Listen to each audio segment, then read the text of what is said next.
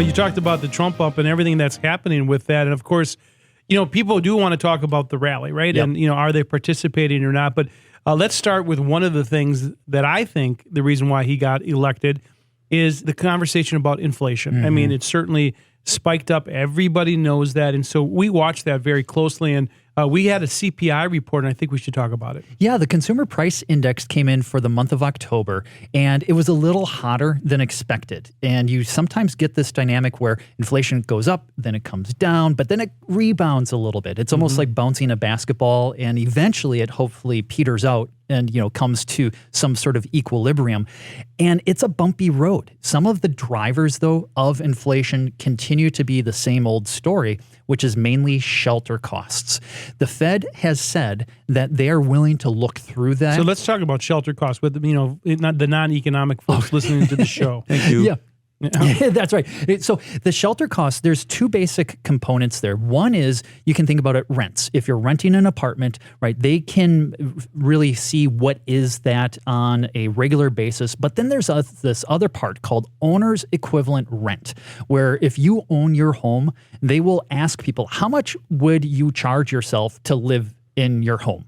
And it's one of those things where I'm not even sure how I would answer that question, but yet they use that measure as that owner's equivalent rent. And that has been actually 50% of the contribution to inflation over the last year. So I'm thinking that the Fed, even though we did see that increase in inflation with the headline, because the other components seem to be pretty well behaved, they're not going to worry too much about it. But yeah, people are worried about inflation. And of course, you could have a second wave, and it's not out of the realm of possibilities. In fact, it's likely that you could have a second wave of inflation. So what the Fed does going forward is going to be interesting. But I will say this, is that when you talk about immigration, I mean, immigration can be inflationary, and people aren't talking about that. So, I think, in my opinion, on day one, Trump is going to have, put in place remain in Mexico. Sure. And so that really is going to be securing the border and, and wait on the other side to go through adjudication. And so that's number one. So that might slow things down. But number two, saying that you're going to deport so many people, first of all, it's going to be tough to do that, number one. But number two, it could drive up wages as well. It really could. If you think about labor supply in general, right? If you have a slower growth of labor supply, you are likely going to see wages bid up, so a little bit higher. And can that contribute to inflation, especially with the service sector?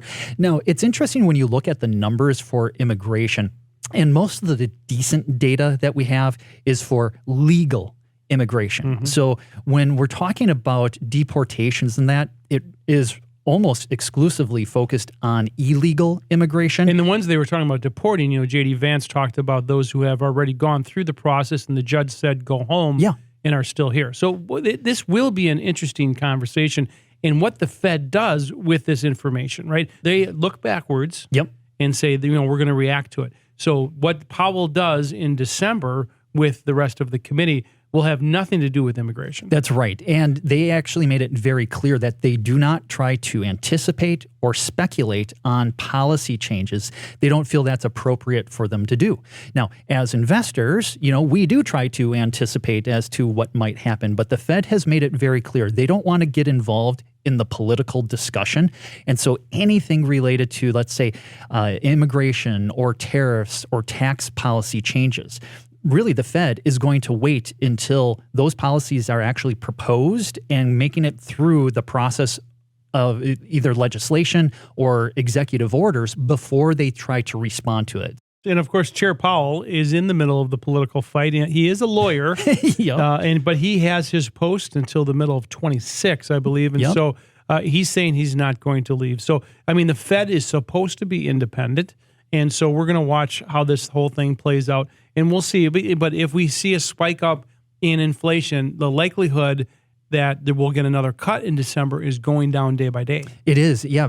So Chair Powell spoke at a conference in Dallas, and he basically was saying how good the economy was doing, especially compared to other developed markets. So think about Japan, the United Kingdom, and Germany, and you see the U.S. growth. Our inflation numbers are also pretty good. He said inflation is bumpy. He's confident that we're still on that path to 2%, but it's not going to be without some setbacks. But he was actually really accentuating the positive about the growth picture. And so the market went from having a probability of 82% of a rate cut in December down to basically a coin flip now after his comments. Right. And then lastly, we're going to move from the Trump bump to a different Trump, aren't we, soon? Yeah, it is quite likely. We have to anticipate what is the agenda of President Trump when he comes into office. Is it going to focus first on tax cuts, tariffs, immigration, which one of those, or is it all of the above? We can learn from history what happened during his first administration, during those different phases when he did have a focus on tax cuts and then he focused on tariffs. But now is it going to be a mishmash of those two? Folks, policy does matter, and right now is the time to make sure your portfolio is aligned with the new paradigm.